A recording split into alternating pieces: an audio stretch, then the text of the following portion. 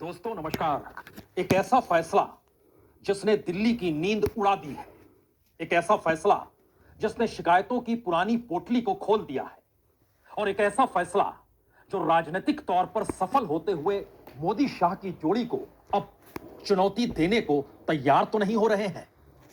यह फैसला दरअसल ना तो किसी राज्य के मुख्यमंत्री को लेकर है, ना ही किसी को राज्यपाल बनाने या राज्यपाल एक झटके में बदल देने की सोच को लेकर है। यह फैसला ना तो किसी को मंत्री बनाने या मंत्री पद से हटाने को लेकर है। यह फैसला दरअसल बीजेपी के अध्यक्ष को लेकर है, और बीजेपी के अध्यक्ष का मतलब बहुत साफ है।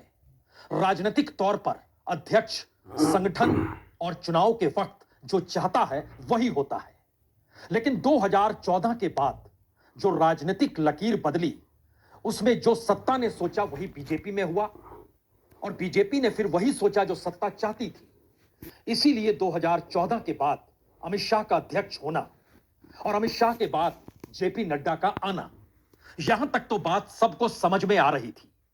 लेकिन जब पुरानी शिकायतों की पोटली एक एक करके अब खुल रही है, और जिसके सामने खुल रही है और जो शिकायत कर रहा है वो दरअसल बीजेपी के फंड मैनेजर भी हैं, वो दरअसल बीजेपी के बड़े नेता भी हैं, और वो दरअसल बीजेपी के लिए एक वैचारिक एजेंडे को भी इस देश के भीतर राजनीतिक तौर पर चलाते हैं, और चुनाव में उनकी सक्रियता बड़ी मायने रखती है। बीजेपी के अध्यक्ष को लेकर जिस तरीके की गुफ्तगू इससे पहले नेताओं के बीच होती थी, इस बार बिल्कुल नहीं हुई। अध्यक्ष बना दिए गए, स्थापित कर दिए गए, उसके बाद भी नहीं हुई। यह गुफ्तगू पहली बार दिल्ली से हटकर नागपुर में हो रही है। नागपुर में संघ का मुख्यालय है, मोहन भागवत सर संघ चालक हैं। इस वक्त ज्यादातर संघ के भीतर जो स्वयंसेवकों की सक्रियता है, उनमें एक लकीर सावरकर की भी है, लेकिन एक बड़ी लकीर गुरु गोलवलकर की सोच वाली है, जो संगठन को मजबूत करते हुए राजनीतिक और सामाजिक तौर पर बीजेपी और संघ का विस्तार देती है। पहली बार क्या उसे झटका लग गया? यह सवाल बीजेपी के भीतर बैठे उन कद्दावर नेताओं के सामने कहीं ज्यादा मुश्किल भरी हो चली है, जो अभी तक ये मानते थे कि आज नहीं तो कल उनके अनुकूल कुछ तो होगा। लेकिन मुख्यमंत्री पद से शिवराज सिंह चौहान हटे, वसुंधरा राजे दरकिनार हुई, छत्तीसगढ़ की स्थिति भी कमोवेश यही बनी, और जिन नए नामों के आश्रय बीजेपी ने अपनी नाव खेनी शुरू की, उसका मकसद एक ही रहा। दिल्ली एकमात्र सत्ता का केंद्र है और सब कुछ यहीं से चलेगा। लेकिन इस बार लगता है अध्यक्ष पद को लेकर हलचल जिस लिहाज से तेज हुई है, बीते 48 घंटों में जो तेजी आई है, जब से प्रधानमंत्री विदेश यात्रा पर है और अमित शाह देश को चला रहे हैं, उस वक्त यह सवाल संघ के भीतर भी हिचकोले खाने लगा है और बीजेपी को हिचकोलों में कहीं ज्यादा आगे बढ़ाने लगा है। ठीक है, 3 महीने का वक्त है। 3 महीने के वक्त का मतलब है कि मार्च अप्रैल में चुनाव 5 राज्यों में होने हैं। सिर्फ एक असम ही है जहां पर बीजेपी की मौजूदगी है। मौजूदगी पुडुचेरी में भी है, लेकिन बड़े राज्य के तौर पर या फिर जिस चुनाव को मायने रखा जाए, उसमें असम ही सामने है। बीजेपी आज से नहीं और मोदी शाह आज से नहीं, बंगाल पर निशाना शुरू से साधे रहे हैं। बहुत ज्यादा कदम अपने तौर पर संघ ने भी बढ़ाया है। राजनीतिक तौर पर जिन मुद्दों को हवा दी गई, उन मुद्दों की डोर पकड़कर संघ के स्वयंसेवक भी मैदान में कूदे, और निशाने पर ममता बनर्जी भी आई, संभल की लकीर भी खींची गई। सीए एनआरसी को लेकर भी यह सवाल बड़ा हुआ। अब बड़ा सवाल यह हो चला है कि अब वाकई संघ इन 3 महीनों में एक बड़ा ऑपरेशन कर सकता है। इस ऑपरेशन का मतलब शायद आपके जहन में शाइनिंग इंडिया का दौर याद आने लगा हो। अटल बिहारी वाजपेयी जिस उड़ान पर थे, और उनके साथ उस वक्त प्रमोद महाजन राजनीतिक बिसात जो बिछा रहे थे, संघ को वो अच्छा बिल्कुल नहीं लग रहा था। और शाइनिंग इंडिया की चमक और उसके भीतर का अंधेरा संघ दोनों को देख रहा था। स्वयंसेवक बाहर नहीं निकले। बीजेपी चुनाव हार गई। कोई ऐसा परिणाम भी नहीं आया इस देश के भीतर जिससे यह महसूस होता कि कोई एक पॉलिटिकल पार्टी जबरदस्त तरीके से जीत गई। लेकिन बीजेपी के खिलाफ जो एकजुटता उस वक्त दिखाई दी, उसने एक बड़ा मैसेज इस देश के भीतर दे दिया कि बीजेपी के साथ किसी दूसरे राजनीतिक दल को नहीं सटना चाहिए अटल बिहारी वाजपेयी के दौर तक में। और शायद इसीलिए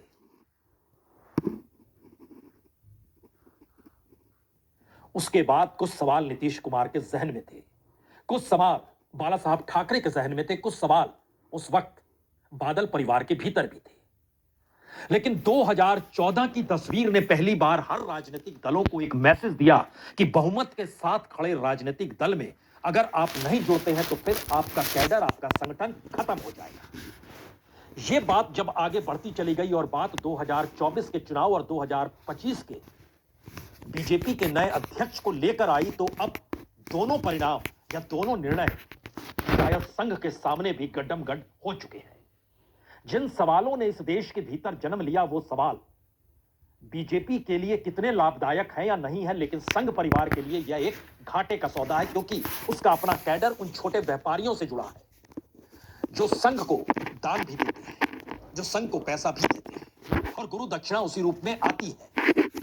हालांकि इस दौर में मोदी सत्ता ने बड़े बड़े कॉरपोरेट खड़े कर दिए और मोनोपोली एक लिहाज से बनती चली गई। इस देश के 16 बड़े सेक्टर्स बिल्कुल मोनोपोली के शिकार हो गए। वहां ना तो कोई प्रतिस्पर्धा है और ना ही कोई छोटा व्यापारी बचा है।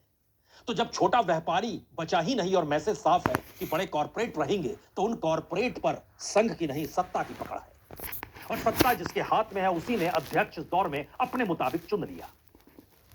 लंबी कतार है कद्दावर नेताओं की। राज्यों के पूर्व मुख्यमंत्री भी है, बीजेपी के पूर्व अध्यक्ष भी है, जिन्होंने दरवाजा खटखटाया है संघ का और संघ से बहुत साफ तौर पर कहा है कि देखिए, निर्णय लीजिए, यह निर्णय लेने की घड़ी है, अन्यथा सब कुछ हाथ से निकल जाएगा। क्योंकि इस वक्त राजनीतिक तौर पर पहचान मोदी शाह की है, राजनीतिक निर्णय लेने की क्षमता मोदी शाह में है।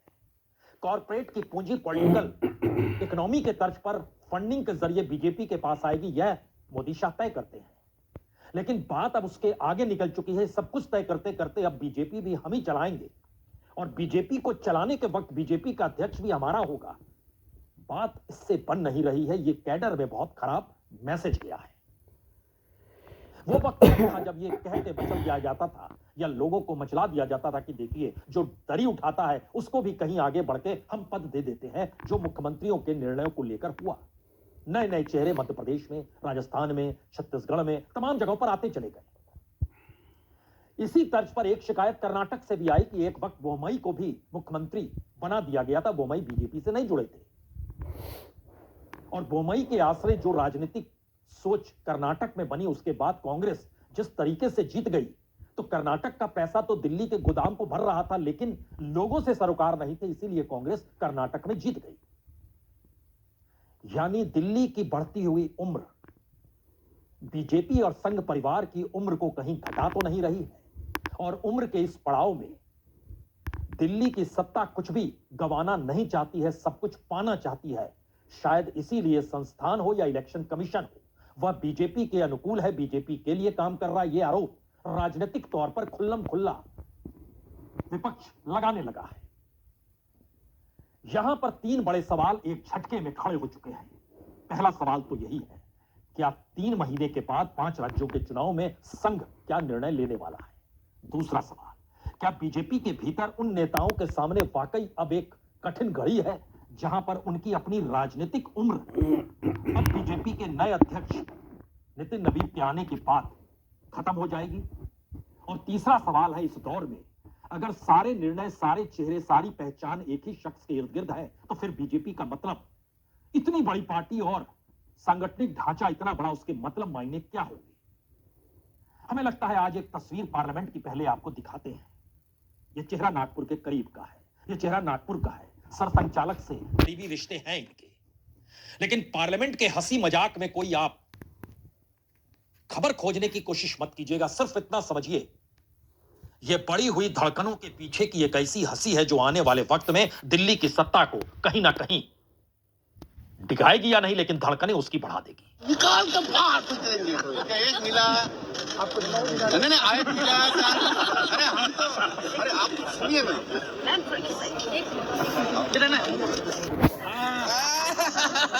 कभी कभी आपको नाम लेता है जाने, अलग कोई कुछ नहीं बोलते साहब। हाईवे का दे दीजिए, नेशनल हाईवे तो वो भी दे दीजिए। एक तो क्या करेगा? अरे नितिन जी, आप क्या करेंगे इतना लेके? एक तो हम लोग के पास भेज देना, जो आपको नौकर पोकर को दे देता है, एक तो हम लोग के पास दे दीजिए। ठीक है सर? सर एक फोटो करेंगे सर, आप गाड़ी से हमको सपोर्ट करते हो सर। गाड़ी से अरे हाइट थोड़ा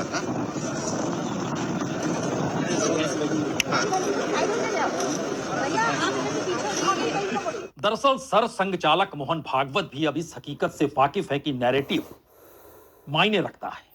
और पिछले दिनों उन्होंने अपने वक्तव्य में जो स्वयंसेवकों को दे रहे थे उसमें उन्होंने कहा कि नैरेटिव की दिशा में मत दौड़िए, नैरेटिव के आश्रय चीजें बदल जाती हैं। लेकिन अगला सवाल यह है, राजनीति अगर नैरेटिव के आश्रय चलती है तो संघ कैसे उसमें हिस्सेदारी नहीं रखेगा।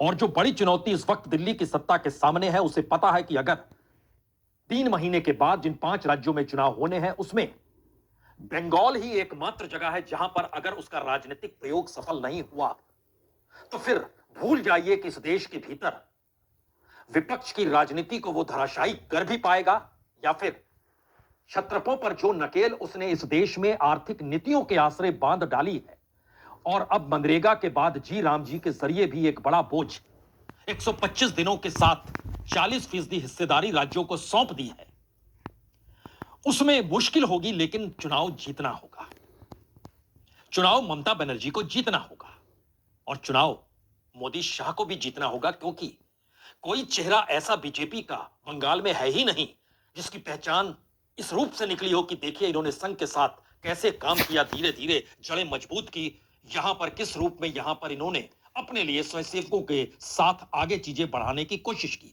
बिल्कुल नहीं। 2014 के बाद से सारे नैरेटिव दिल्ली से बनते थे, राज्यपाल उसमें बड़ी भूमिका निभाते थे, जो अभी भी निभा रहे हैं।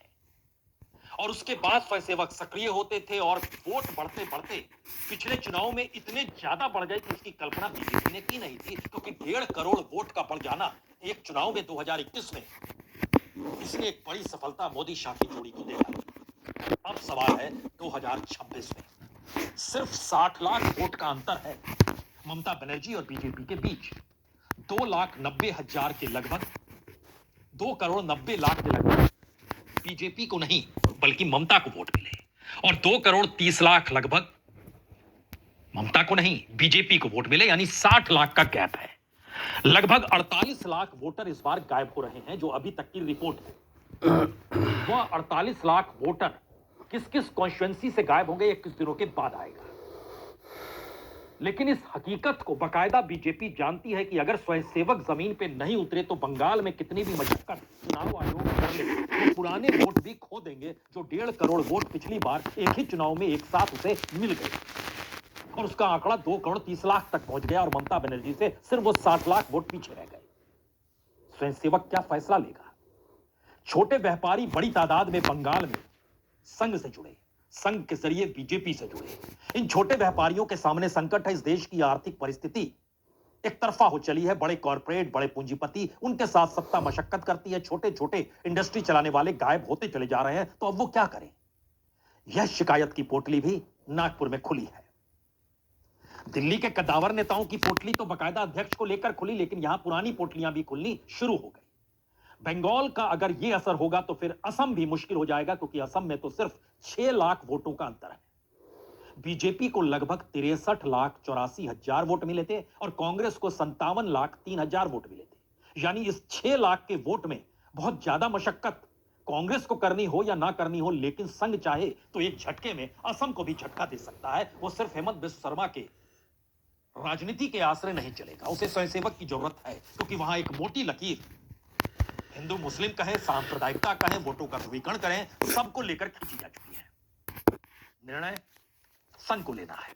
तीसरी परिस्थिति तमिलनाडु के भीतर है। तमिलनाडु में हालांकि एआईडीएमके और डीएमके के बीच ही संघर्ष होता है, लेकिन तमिलनाडु में बीजेपी अपने तौर पर चाहती है कि कांग्रेस से ज्यादा उसे वोट मिल जाए।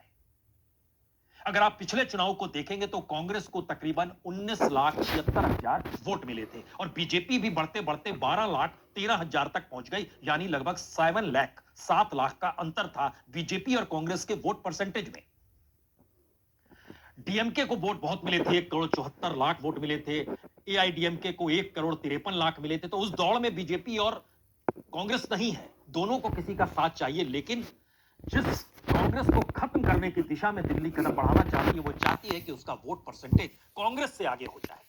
इस तीसरी लड़ाई में भी केरल के बाद तमिलनाडु जैसे ही घुसते हैं वैसे ही आपको संघ की शाखाएं नजर आने लगेंगी और इस बार तो कोयम्बटूर के शख्स को ला दिया गया है, उपराष्ट्रपति पद पर बैठा दिया गया है। और कोयम्बटूर की भूमिका बीजेपी की अपने राजनीतिक अतीत के लिए क्या रही है और कैसी लकीर वोटों के ध्रुवीकरण या फिर सांप्रदायिकता के आश्रय खींची गई और उसके दायरे में टेरर शब्द भी आया था। जिस समय लाल कृष्ण आडवाणी इस गणित को समझ रहे थे और समझा रहे थे, तो क्या इससे हटकर एक नई सोच सामने आ सकती है? और यह फैसला भी संघ को ही लेना है। इसके बाद जब आप पुडुचेरी आते हैं तो पुडुचेरी में यह समझना होगा कि वहां भी पहली लड़ाई बीजेपी और कांग्रेस के बीच है। हालांकि वहां पर गठबंधन के साथ ही मायने रखते हैं। ये मायने जब रखते हैं तो यह भी समझिए कि लगभग 13,000 वोट कांग्रेस के, लगभग 11,000 वोट बीजेपी के, यानी बहुत कम मार्जिन है दोनों के वोट परसेंटेज में। सरकार इस वक्त एनडीए की है जिसको लगभग 2,16,000 वोट मिले। डीएमके दूसरे नंबर पर है, 1,54,000 वोट मिले। लेकिन बीजेपी और कांग्रेस की लड़ाई को पुडुचेरी में भी समझिए, क्योंकि इसके बाद आप केरल जाएंगे। केरल में संघ की सबसे ज्यादा शाखाएं इस पूरे देश के भीतर है। यानी इस देश के भीतर जितनी भी शाखाएं लगती है, जिसकी कुल संख्या लगभग 70,000 से ज्यादा हो चुकी है, जो टारगेट 1 लाख तक पहुंचने का था 100 बरस होने पर, वो अभी तक छू नहीं पाए हैं। लेकिन सबसे ज्यादा संघ की शाखाएं केरल में ही मौजूद है। और केरल के भीतर बीजेपी का वोट है सिर्फ 23 लाख का। यानी वहां पर संघ और बीजेपी के बीच यह गुफ्तगू अक्सर होती है कि संघ की शाखाओं में अगर सब शाखाएं एक साथ लग जाए तो 23 लाख से ज्यादा लोग तो जुड़ जाते हैं। फिर वोट 23 लाख ही पिछली बार क्यों मिले थे, जो सबसे ज्यादा थे पुराने तुलना में? तो क्या राजनीतिक तौर पर बीजेपी का एक्सेप्टेंस साउथ में है ही नहीं? एक एक्सेप्टेंस कर्नाटक में था, उसमें भी बोमई को बना के आप चूक गए। इन बातों को लेकर अपने तौर पर, क्योंकि केरल की लड़ाई एलडीएफ और यूडीएफ की है और दोनों जानते हैं कि इस बार यूडीएफ मजबूत है। एलडीएफ को पिछली बार लगभग 1,05,00,000 वोट मिले थे, तो लगभग 82-83 लाख वोट मिले थे यूडीएफ को। दोनों के बीच वोट का अंतर जो था वो तकरीबन 23 लाख का था। वो लड़ाई पलटेगी, लेकिन बीजेपी कहां पर है? यानी ये 5 राज्यों के चुनाव दिल्ली की धड़कनों को इसलिए बढ़ा रहे हैं क्योंकि संघ अगर मशक्कत करते हुए आगे नहीं बढ़ा तो उसका क्या होगा राजनीतिक तौर पर। और इससे जुड़े हुए जो 3 बिल्कुल अलग सवाल हैं, जो पुराने मुश्किल हालातों में चुनाव जीतकर थाम दिए गए, उसमें एक बड़ा हिस्सा उस तबके का है जिसका काम धंधा छोटे छोटे किराना की इंडस्ट्री चलाने, किराना का दुकान चलाना हो, छोटी इंडस्ट्री चलानी हो, जो एक लिहाज से एक वक्त बनियों की पार्टी के तौर पर बीजेपी की पहचान हुआ करती थी। उसको उसने विस्तार तो दिया और बनियों के ऊपर जो निर्भरता थी वो निर्भरता भी खत्म कर डाली, लेकिन संघ का जुड़ाव तो जमीनी तौर पर है। पहली शिकायत यहां पर है। दूसरी शिकायत, पता नहीं क्यों एक बार फिर से संघ को दिल्ली की सत्ता डराने लगी। अगर चुनाव हार गए तो फिर आप जेल में होंगे। और आप जेल से मतलब यह है कि जिस तरीके का वक्तव्य राहुल गांधी संघ को लेकर देते हैं और खुले तौर पर प्रतिबंध लगाने तक की धमकी कांग्रेस के भीतर से अभी भी निकलती रखती है, वो दरअसल संघ को कहीं ना कहीं सत्ता के करीब लाकर खड़ा कर देती है और सत्ता से तमाम शिकायतें खत्म हो जाती है। लेकिन पहली बार अगला सवाल, संघ के स्वयंसेवकों की वह कतार जो कहीं ना कहीं सावरकर के साथ जुड़ी थी और गुरु गोलवलकर की सोच से प्रभावित थी, इन दोनों बातों को लेकर उनके सामने एक ही सवाल है, ना तो हिंदुत्व बचेगा और ना ही संगठन बचेगा, तो आप क्या कर लेंगे? रास्ता तो निकालना होगा। और इस सत्ता की अपनी मनमर्जी को थामने के लिए चुनाव के परिणाम ही मायने रखेंगे, यह दूसरा सवाल है। और तीसरा सवाल दिल्ली में बैठे उन कद्दावर नेताओं का है जो ये मानकर चल रहे थे कि कल तक तो वो बड़े नेता थे, संसदीय दल में उनकी भागीदारी थी, या भागीदारी कुछ की है भी, कुछ को हटा दिया गया, उसमें कद्दावर नेता को भी हटाया गया जो नागपुर से ही आते हैं। लेकिन उसके बावजूद भी बाकी जो वरिष्ठ नेता थे, अब वो समझ गए कि दरअसल बीजेपी बिल्कुल एक नई टीम तैयार कर रही है। लेकिन बीजेपी का मतलब इस बार संघ परिवार नहीं है, बीजेपी का मतलब इस बार संपूर्ण बीजेपी भी नहीं है। यह दिल्ली की सत्ता को टिकाए रखने की ऐसी मशक्कत है जिसमें वो जो निर्णय लेंगे, जिस पर उंगली रखेंगे, जिसको टेलीफोन पे बात कर लेंगे, जिसके कांधे पर हाथ रख देंगे, वही सब कुछ हो जाएगा। और ये मंजूर नहीं होना चाहिए। ये मैसेज नागपुर के भीतर है। पार्लियामेंट 19 तक है, खत्म होने दीजिए। नए बरस के संकेत बहुत साफ हैं। जो नजर आ रहा है वो दरअसल उजियारा नहीं है। जो नजर नहीं आ रहा है उसके भीतर एक संघर्ष है और उसके भीतर एक चुनौती है। टकराव तो होना है, लेकिन टकराव की मियाद जो है उसके लिए सिर्फ 3 महीने का वक्त है, लेकिन 3 महीने बाद तो परिणाम आ जाएंगे। उस परिणाम से पहले वक्त सिर्फ सही मायने में अगले 30 दिनों का ही है। और जनवरी बीतते बीतते आपके सामने एक जो तस्वीर निकल कर आएगी, वो तस्वीर ये बताने के लिए काफी होगी, या तो बहुत हो चुका या फिर यही होगा, जिसे जो करना है कर ले। यानी लड़ाई राजनीतिक तौर पर विपक्ष से नहीं, दिल्ली की सत्ता की लड़ाई अब अपने भीतर से है, अपने साथ खड़े लोगों से है, और उन साथ खड़े लोगों की कतार में अलग सोचने वाले नेताओं से है, कार्यकर्ताओं से है, स्वयंसेवकों से है। सिर्फ इंतजार कीजिए।